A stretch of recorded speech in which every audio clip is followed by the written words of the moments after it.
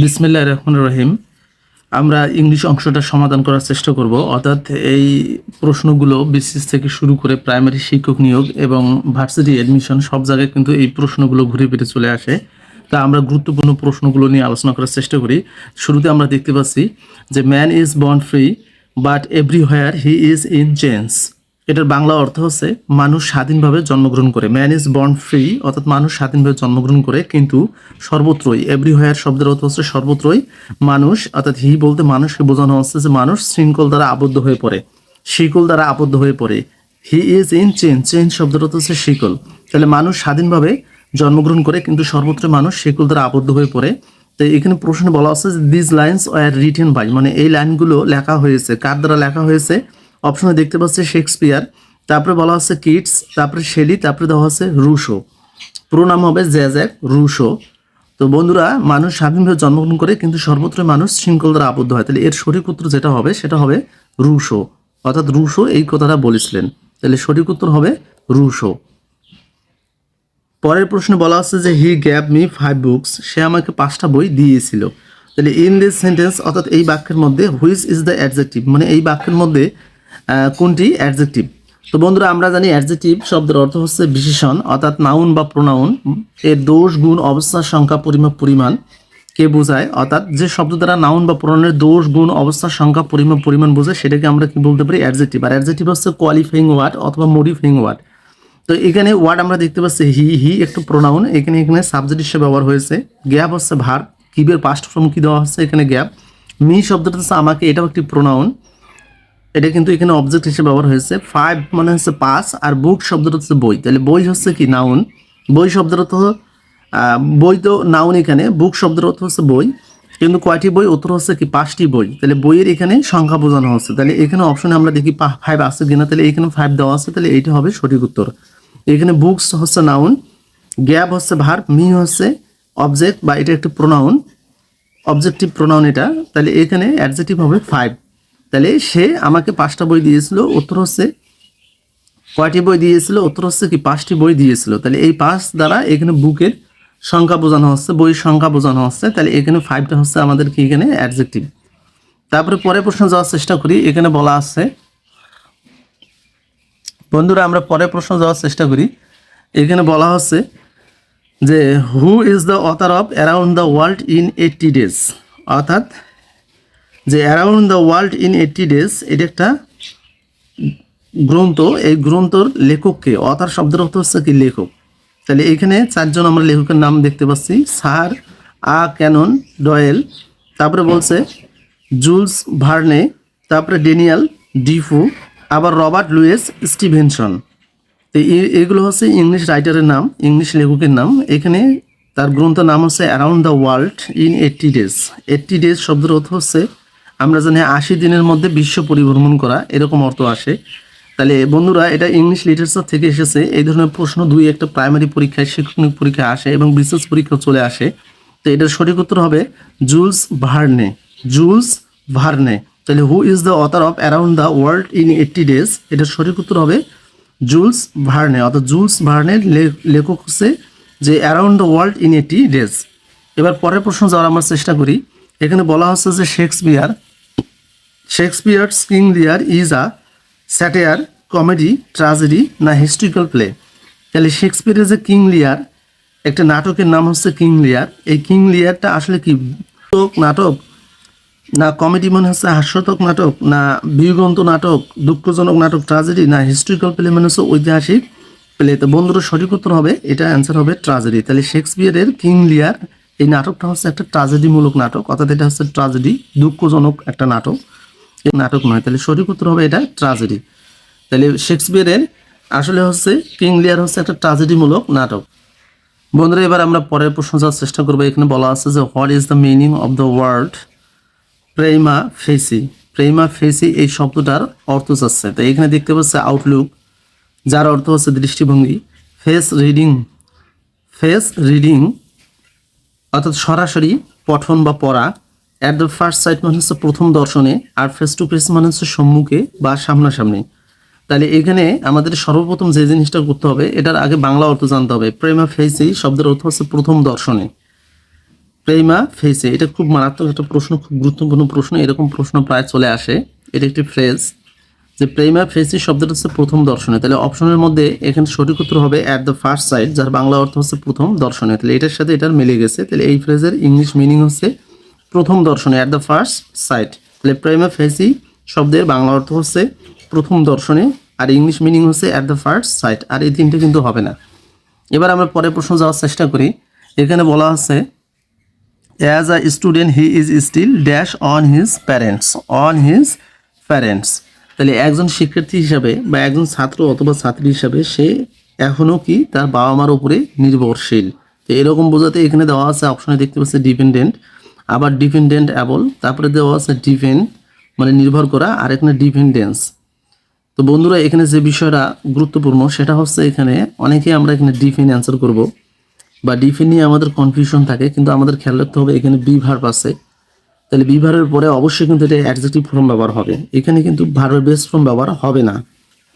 তো এখানে adjective form depend শব্দটা হচ্ছে নির্ভর করা, এটা কিন্তু অ্যাপ্রোপ্রিয়েট প্রিপজিশন ডিপেন্ডের উপরে অন বসে, কিন্তু এখানে বি ভার্বের পরে অ্যাডজেক্টিভ ফর্ম হবে ডিপেন্ডেন্ট, অর্থাৎ সঠিক উত্তর হবে এটাই, ক নম্বর অপশনটাই সঠিক উত্তর হবে ডিপেন্ডেন্ট, ডিইপিইএন ডিপেন্ড ডিইএনটি ডিপেন্ডেন্ট। তাহলে একজন শিক্ষার্থী হিসাবে সে তার বাবা মার উপরে নির্ভরশীল, তাহলে সঠিক উত্তর হবে ডিপেন্ডেন্ট, কিন্তু ডিপেন্ডেন্টেবল হবে না, ডিপেন্ডেন্স নাউন এটা হবে না, ভার্ব ফর্মটাও কিন্তু হবে না। এবারকে আমরা পরে যাওয়ার চেষ্টা করি। এখানে ড্যাশ দিয়ে বলা আছে যে থ্রাইস, থ্রাইস শব্দটা হচ্ছে তিনবার, ওয়ান্স শব্দটা হচ্ছে একবার, টোয়াইস শব্দটা হচ্ছে দুইবার, আর থ্রাইস শব্দটা হচ্ছে তিনবার। এখানে একটা কমা দেখতে পাচ্ছি, তারপরে বলা আছে he did not want to try again, সে চায় নাই, যে আবারও চেষ্টা করতে চায় নাই। তাহলে এখানে অপশনে দেখতে পাচ্ছি ফেল্ড, তারপরে বলা হচ্ছে ফেলিং, তারপরে বলা হচ্ছে আফটার ফেলিং, তারপরে হচ্ছে হ্যাভিং ফেল্ড, অর্থাৎ তিনবার যে ব্যর্থ হয়ে সে আর কি চেষ্টা করেনি, সে আর চেষ্টা করেনি। তো এখানে বন্ধুরা সঠিক উত্তর হবে হ্যাভিং ফেল্ড, সঠিক উত্তর হবে হ্যাভিং ফেল্ড। এখানে ফেল্ড হবে না, এখানে ফেলিং হবে না, আফটার ফেলিং হবে না, তাহলে এখানে সঠিক উত্তর হবে হ্যাভিং ফেল্ড হবে। তারপরে পরের প্রশ্ন, দ্য থেমস, এটা একটা নদীর নাম, যে লন্ডন, লন্ডন একটা শহর আমরা জানি। তাহলে এখানে অ্যাপ্রোপ্রিয়েট প্রিপজিশনের এখানে প্রশ্ন চলে আসছে, এখানে বলছে ফ্লোস বাই, তারপর ফ্লোস ইনটু, তারপর ফ্লোস ফ্রম, তারপর ফ্লোস থ্রু। তো থেমস নদী লন্ডনের ওপর দিয়ে বয়ে গেছে, তাহলে এই বয়ে যাওয়া কোনো শহরের ওপর দিয়ে বয়ে যাওয়া অর্থে ফ্লোসের পর থ্রু ব্যবহার হয়, ফ্লোসের পরে থ্রু, যে লন্ডন শহরের মধ্য দিয়ে, মধ্য দিয়ে বুঝালে প্রিপজিশন থ্রু ব্যবহার হয়। তাহলে সঠিক উত্তর হবে এখানে ফ্লোস থ্রু, ফ্লোস থ্রু। তাহলে the Thames flows through London, তাহলে লন্ডন শহরের উপরে থেমস নদী বয়ে যায়, তাহলে এটাই হবে সঠিক উত্তর। বন্ধুরা এবার আমরা পরের প্রশ্ন যাওয়ার চেষ্টা করি। এখানে বলা আছে যে when the train was living, যখন ট্রেনটা কি ছেড়ে যাচ্ছিল, দ্য স্টেশন অর্থাৎ স্টেশন ছেড়ে যাচ্ছিল, বোথ ফাদার অ্যান্ড সান অর্থাৎ বাপ বেটা দুজনেই, অর্থাৎ বাবা এবং তার ছেলে দুজনেই dash in a last good bye. তো এখানে আমরা অপশন আগে দেখি কি বলা হচ্ছে, যে শুক হ্যান্ডস মানে করমোদন করছিল, স্টুড টুগেদার মানে হচ্ছে একসঙ্গে দাঁড়িয়েছিল, না ওয়েভ দেয়ার হ্যান্ডস মানে তারা করমোদন করছিল, না শুক হিজ হেড মানে তার মাথাটা কি করছিল, নাড়াচ্ছিল। তো এখানে বন্ধুরা খুব গুরুত্বপূর্ণ একটি প্রশ্ন, এখানে বলছে যে when the train was living the station, যখন ট্রেন স্টেশন ছেড়ে যাচ্ছিল তখন ছেলে অর্থাৎ বাপ এবং ছেলে অর্থাৎ বাবা এবং ছেলে ফাদার অ্যান্ড সান তারা কি করছিল, লাস্ট গুড বাই মানে শেষ বিদায়ের সময় তারা কি করছিল, তারা কি করছিল ড্যাশ, তাহলে শুক হ্যান্ডস মানে হাত কর্মোদন করছিল, না ওয়েভ দেয়ার হ্যান্ডস তাদের হাত নাকি নাড়াছিল বা কর্মোদন করছিল। তো এই স্টুড টুগেদার মানে একসঙ্গে দাঁড়িয়েছিল, না শুক হিজ হেড তার মাথা নাড়াচ্ছিল। তো এখানে চারটি অপশনের মধ্যে বন্ধুরা সঠিক উত্তর হবে ওয়েভ দেয়ার হ্যান্ডস। অনেকে আমরা মনে করবো যে শুক হ্যান্ডস, এটা কিন্তু অ্যান্সার হতে পারে, কিন্তু আসলে এটা কিন্তু অ্যান্সার হবে না। সঠিক উত্তর হবে ওয়েভ দেয়ার হ্যান্ডস, অর্থাৎ তাদের হাত কর্মোদন করে হাত নাড়িয়েছিল, তাহলে এইটা হবে ওয়েভ দেয়ার হ্যান্ডস, এটি হবে সঠিক উত্তর। এবার পরে দেখি যে to resolve a problem is to find an answer, pause a question, ignore it, do mathematics. তাহলে এখানে বলা আছে, এটা মিনিং এখানে চাওয়া হচ্ছে বন্ধুরা, যে রিসলভ, সলভ মানে সমাধান করা, তাহলে রিসলভ মানে পুনরায় সমাধান করা, কোনো সমস্যার সমাধান করা মানে হচ্ছে ওই সমস্যার উত্তর খুঁজে পাওয়া। তাহলে এক কথা বলতে পারি ওই প্রশ্নের উত্তর খুঁজে পাওয়া। তাহলে রিসলভ আ প্রবলেম মানে একটা সমস্যার সমাধান মানে উত্তর খুঁজে পাওয়া, তাহলে সঠিক উত্তর হবে এখানে ফাইন্ড অ্যান অ্যান্সার, অর্থাৎ ক নম্বর অপশনটা এসেছে, সঠিক উত্তর হবে ফাইন্ড অ্যান অ্যান্সার। আবার দেখার চেষ্টা করি যে হি স্টপড হিজ কার, সে তার কারটা কি করছিল, গাড়িটা থামিয়েছিল। When the light turned red, যখন কি যে লাল বাতি জ্বলে উঠেছিল, লাইট টার্নড রেড মানে হচ্ছে যখন লাল বাতি জ্বলে উঠেছিল। তাহলে এখানে সে তার গাড়িটা থামিয়েছিল। তাহলে অবশ্যই আমরা জানি কোনো সেন্টেন্সের সাবজেক্ট ভার্ব তারপর অবজেক্ট সব কিছু আছে, তারপরে যদি ড্যাশ থাকে তাহলে অবশ্যই সেখানে একটি অ্যাডভার্ব ব্যবহার হয়। তো এখানে বলা আছে অ্যাব্রাপ্টলি মানে হচ্ছে হঠাৎ করে, তারপরে হচ্ছে ইকুইটেবলি, তারপরে বলছে এম্বিগুয়াসলি, তারপরে হচ্ছে ইনসাসলি, ইনসিসিভলি, ইনসিসিভলি। তাহলে এখানে যে সে তার গাড়িটা কি করছিল, যখন বাতি লাল হয়ে গিয়েছিল, অর্থাৎ যখন লাল বাতি জ্বলেছিল তখন সে কি করছিল, হঠাৎ করে তার গাড়ি থামিয়েছিল। তাহলে হঠাৎ করে এরকম অর্থ বুঝালে সঠিক উত্তর হবে এখানে অ্যাব্রাপ্টলি। অ্যাব্রাপ্টলি শব্দটা হচ্ছে হঠাৎ করে, তাহলে এটাই হবে সঠিক উত্তর। তারপরে হি ডিড হিজ বেস্ট, সে তার সর্বোচ্চ চেষ্টা করছিল, ড্যাশ হি ফেল্ড, তারপরও সে কি হয়েছিল, ব্যর্থ হয়ে গেছিল। তো এখানে নেভার দিলেস মানে তা সত্ত্বেও সে কি হয়েছিল, ব্যর্থ হয়ে গেছিল। যাই হোক সে ব্যর্থ হয়ে গেছিল, হাউবার মানে যাই হোক, অলদো মানে হচ্ছে যদিও সে ব্যর্থ হয়েছিল, আর দো মানে হচ্ছে যদিও সে ব্যর্থ হয়েছিল। তো বন্ধুরা এখানে সঠিক উত্তর হবে ক নম্বর অপশন, যে নেভার দিলেস হি ফেল্ড, যে হি ডিড হিজ বেস্ট, সে তার সর্বোচ্চ চেষ্টা করছিল কিন্তু তারপরও সে ব্যর্থ হয়েছিল। তাহলে এখানে নেভার দিলেসই সঠিক উত্তর হবে। আবার সর্বশেষ আমরা যে প্রশ্নটা দেখার চেষ্টা করি, এখানে বলা আছে malaria has broken out in the town, অর্থাৎ শহরে ম্যালেরিয়া ছড়িয়ে পড়েছে। এই ব্রোকেনের পর অ্যাপ্রোপ্রিয়েশন আউট ব্যবহার হয়, এটাও কিন্তু পরীক্ষায় প্রশ্ন চলে আসে। এখানে ড্যাশ দিয়ে বিভিন্ন প্রিপোজিশন দেওয়া থাকবে, ওখানে আমাদের বসা লাগবে কি আউট। তো আপনারা যারা পড়াশোনা করেন, প্রস্তুতি নেবেন, আপনারা এই বিষয়গুলো কিন্তু খেয়াল রাখবেন। তাহলে ম্যালেরিয়া শহরে কি ছড়িয়ে পড়েছে, অ্যান্ড ইন এভরি হাউস, এবং প্রতিটা বাড়ির মধ্যে সামওয়ান ইজ লেইড, কেউ না কেউ কি ম্যালেরিয়া রোগ দ্বারা কি আক্রান্ত হয়েছে। তাহলে এখানে প্রিপোজিশন লেটের পর ড্যাশ, এখানে ডাউন দেওয়া আছে, উইথ দেওয়া আছে, আপ দেওয়া আছে, এবং কি দেওয়া আছে, বাই দেওয়া আছে। কি দেওয়া আছে, বাই দেওয়া আছে। তা বন্ধুরা সঠিক উত্তর হবে শয্যাগত বা আক্রান্ত হয়ে গেছে। তাহলে এখানে লেটের পরে প্রিপোজিশন আপ ব্যবহার হয়, আক্রান্ত হওয়া বা শয্যাগত হয়ে যাওয়া ম্যালেরিয়া রোগে। তাহলে এখানে সঠিক উত্তর হবে আপ। তাহলে প্রশ্ন ছিল malaria has broken out in the town and in every house someone is laid up with it, with it. বন্ধুরা আমরা পরবর্তী প্রশ্ন যাওয়ার চেষ্টা করি। এখানে বলা হচ্ছে যে অল মাই ইফোর্টস মানে সকল আমার প্রচেষ্টা, to bring about a compromising ended dash smoke.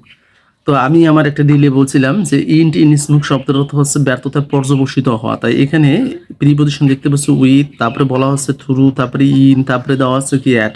তাহলে এখানে সঠিক উত্তর হবে একটা ফ্রেজ যে ইনডেড ইন স্মোক মানে ব্যর্থতায় পর্যবসিত হওয়া। তাহলে এখানে ব্যবহার হবে কি ইন ব্যবহার হবে। তাহলে অল মাই ইফোর্টস মানে আমার সকল প্রচেষ্টা, টু ব্রিং অ্যাবাউট মানে আনয়ন করা, আর কম্প্রোমাইজ, কম্প্রোমাইজ শব্দের অর্থ হচ্ছে মীমাংসা করা।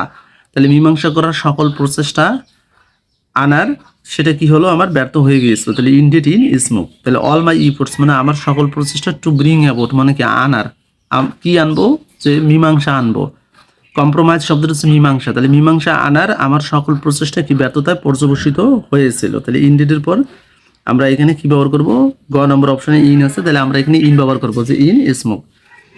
তারপরে আমরা দেখি পরের প্রশ্ন যাওয়ার চেষ্টা করি, state the number of which supplies the best cause.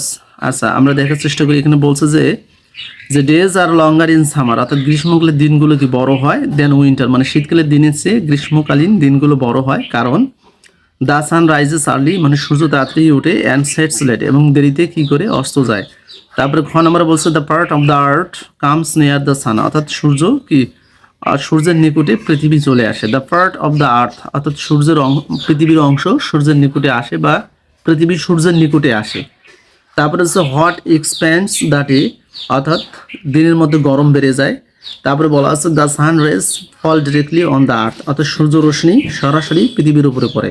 তো বন্ধুরা এখানে আবার প্রশ্নটা পড়ার চেষ্টা করি, যে days are longer in summer, অর্থাৎ গ্রীষ্মকালীন দিনগুলো কি বড় হয় শীতের দিনের চেয়ে, দেন উইন্টার মানে শীতকালের দিনের চেয়ে গ্রীষ্মকালীন দিনগুলো বড় হয়। কারণ এখানে সঠিক উত্তর হবে এটাই, খ নম্বরটা, the part of the earth অর্থাৎ পৃথিবী সূর্যের নিকটে আসে। কামস নিয়ার দ্য সান মানে হচ্ছে সূর্যের নিকটে আসে, তাহলে পৃথিবীর অংশ বা পৃথিবী সূর্যের নিকটে আসে। তাহলে সঠিক উত্তর হবে খ নম্বরটাই। তারপরে আমরা পরের প্রশ্ন যাওয়ার চেষ্টা করি, জেনিথ। জেনিথ মানে হচ্ছে সর্বোচ্চ চূড়া। জেনিথ কি এটা প্রোনাউন না এটা অ্যাডভার্ব না এটা ভার্ব না এটা নাউন। তো বন্ধুরা আমি কিন্তু এর আগে টিউটোরিয়ালগুলোতে বলেছি, যদি কোনো ওয়ার্ডের শেষে টিএইচ পাওয়া যায়, আইটিইউআই পাওয়া যায়, নেস পাওয়া যায়, ডম পাওয়া যায়, মেন পাওয়া যায়, সন পাওয়া যায়, তাহলে সেগুলো অবশ্যই কি নাউন। তাহলে জেনিথ মানে সর্বোচ্চ চূড়া, তাহলে এটা কি এটা অবশ্যই এখানে নাউন হবে। তাহলে সঠিক উত্তর হবে ঘ নম্বর, তাহলে এটা হবে আমাদের কি নাউন।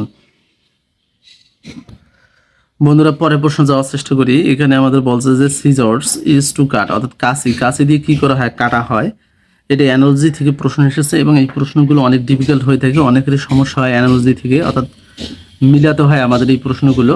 তাহলে কাছে দিয়ে কী করা হয়, কাটা হয়, ড্যাশ ইজ টু শুট, এবং কী দিয়ে কি গুলি করা হয়। তাহলে আপনারা তো নিশ্চয় বুঝতে পারছেন, এখানে সোলজার শব্দের হচ্ছে সৈনিক, পাউডার শব্দের অর্থ হচ্ছে আপনারা জানেন যে পাউডারে হয়, নাইফ শব্দের হচ্ছে ছুরি, আর গান শব্দের হচ্ছে বন্দুক। তাহলে এখানে যে সিজর্স শব্দের অর্থ হচ্ছে কাঁচি অথবা ছুরি বোঝায়। তাহলে কাঁচি দিয়ে কি করে কাটা হয় এবং কি করে বন্দুক দিয়ে তাহলে গুলি করা হয়। তাহলে এখানে গান ও সঠিক উত্তর হবে যে গান ইজ টু শুট, অর্থাৎ গান দিয়ে কি করে গুলি করা হয়। এরকম আর একটা প্রশ্ন দেখার চেষ্টা করি যে ব্রাঞ্চ ইজ টু ট্রি, অর্থাৎ গাছপালার কি থাকে, ডালপালা থাকে। ব্রাঞ্চ শব্দের অর্থ হচ্ছে ডালপালা। ব্রাঞ্চ শব্দের হচ্ছে শাখা বোঝায়, শাখা প্রশাখা বা ডালপালা বোঝায়। তাহলে গাছপালার কি আছে, ডালপালা আছে। লিম শব্দের হচ্ছে অঙ্গ প্রত্যঙ্গ। তাহলে বডি মনে হচ্ছে শরীর, আর্ম শব্দের হচ্ছে বাহু বা হাত বোঝায়, আর্ম শব্দের হচ্ছে বাহু অথবা কি বোঝায়, হাত বোঝায়। হেড শব্দের হচ্ছে মাথা, আর কার শব্দের হচ্ছে গাড়ি। তাহলে গাছপালার যদি ডালপালা থাকে বা শাখা প্রশাখা থাকে, তাহলে শরীরের নিশ্চয়ই কী থাকবে, অঙ্গ প্রত্যঙ্গ থাকবে। তাহলে এখানে সঠিক উত্তর হবে বডি। তাহলে সঠিক উত্তর হবে বন্ধুরা এখানে কি হবে, বডি।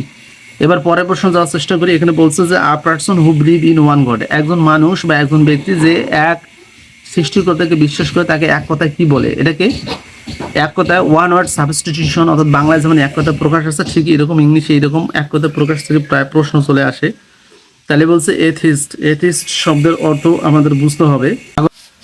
হ্যাঁ বন্ধুরা, আমাদের এখানে প্রশ্ন দেওয়া ছিল যে আ person who believe in one god, মানে একজন ব্যক্তি বা একজন মানুষ